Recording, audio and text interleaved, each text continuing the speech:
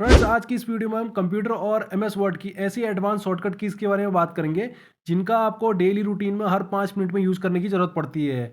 और इसके साथ आपका वर्क एक्सपीरियंस बहुत अच्छा होने वाला है और साथ ही आपका बहुत ज़्यादा टाइम सेव होने वाला है। तो दोस्तों, वीडियो शुरू करते हैं। तो सबसे पहले शॉर्टकट की आती है विंडो डी। इसका यूज़ आप कहाँ पे कर सकते हैं? जैसे आपने अपनी कंप्यूटर की स्क्रीन पे बहुत ज़्यादा फाइल्स और एप्लीकेशंस ओपन कर रखी हैं और आपने सीधे डेस्कटॉप पे जाना है, तो एक एक करके सभी फाइल्स को मिनिमाइज करने की ज़रूरत नहीं है। आप कीबोर्ड से विंडो डी प्रेस करके डायरेक्ट डेस्कटॉप पे जा सकते हैं। उसके बाद नेक्स्ट शॉर्टकट की आती है ऑल्ट F4। इसका यूज आप कहाँ पे कर सकते हैं? जैसे आपने कोई फाइल या एप्लीकेशन क्लोज करनी है, तो आप ऑल्ट F4 प्रेस करेंगे तो आपकी जो करंट फाइल ओपन होगी वो क्लोज हो जाएगी। और ऑल्ट F4 जब तक आप प्रेस करते रहेंगे तब तक जितनी भी फाइल ओपन होंगी एक एक करके सभी फाइलें वो क्लोज होते रहेंगी। और सभी फाइलें क्लोज होने के बाद आप सेम शॉर्टकट की से कंप्यूटर को शट डाउन भी कर सकते हैं। कीबोर्ड से ऑल्ट F4 प्रेस करने के बाद कंप्यूटर शटडाउन का ऑप्शन आ जाता है और एंटर प्रेस करते ही आपका कंप्यूटर शटडाउन हो जाएगा।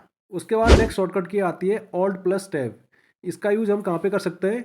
जैसे आपने बहुत ज़्यादा एप्लीकेशन और फाइल ओपन किए हैं, उनमें आपस में इस तरह से आपने स्विच होना है, एक फाइल से दूसरी फाइल में जाना है।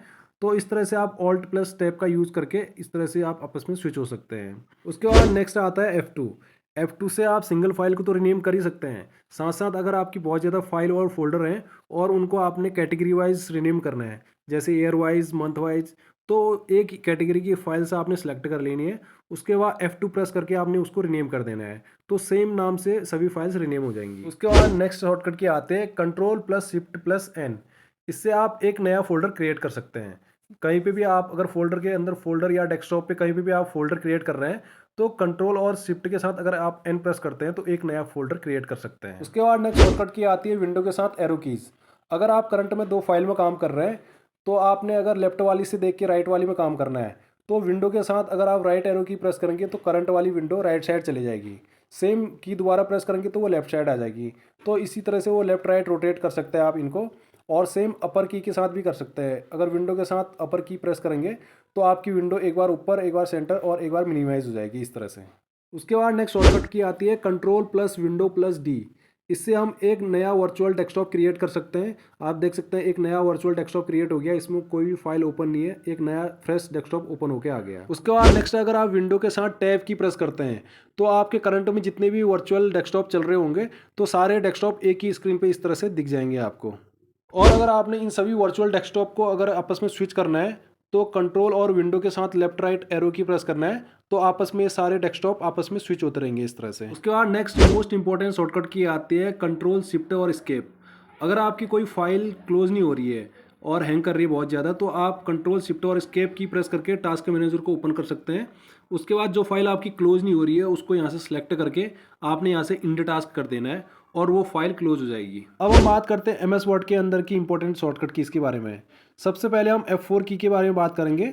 इसका यूज़ हम कहाँ पे कर सकते हैं? जैसे आपने कोई लास्ट एक्शन जो किया होगा उसको बार बार रिपीट करना है। जैसे मैंने यहाँ पे रेड टेक्स्ट कर दिया, फिर बार बार कोई टेक्स्ट मैंने रेड करना है या बोल्ड करना है या अंडरलाइन करना है, तो एक बार मैंने वो एक्शन कर लेना है। उसके बाद जो भी टेक्स्ट सेलेक्ट करके मैं F4 की प्रेस करूंगा तो लास्ट एक्शन जो किया होगा वो रिपीट होते रहेगा। उसके बाद अगर आपने किसी वर्ड की फाइल में बहुत ज़्यादा फॉर्मेटिंग कर दी है और सारी फॉर्मेटिंग आपने एक ही बार में हटानी है, आपने सिंपल टेक्स्ट रखना है, तो आपने सबसे पहले वो टेक्स्ट सेलेक्ट कर लेना है। उसके बाद यहाँ पे क्लियर फॉर्मेटिंग का ऑप्शन मिल जाएगा और यहाँ से आप वो फॉर्मेटिंग सारी क्लियर कर सकते हैं। उसके बाद नेक्स्ट अगर आपने सेंटेंस केस चेंज करना है, जैसे कैपिटल में टाइप कर दिया तो स्मॉल में कन्वर्ट करना है, स्मॉल में टाइप कर दिया तो उसको कैपिटल में चेंज करना है, तो सबसे पहले आपने टेक्स्ट सेलेक्ट कर लेना है, फिर शिफ्ट के साथ F3 प्रेस करना है। तो इस तरह से आपस में कैपिटल स्मॉल स्मॉल कैपिटल इस तरह से आप सेंटेंस केस चेंज कर सकते हैं। उसके बाद आप कीबोर्ड से डायरेक्ट किसी टेक्स्ट का फॉन्ट कम या ज़्यादा भी कर सकते हैं।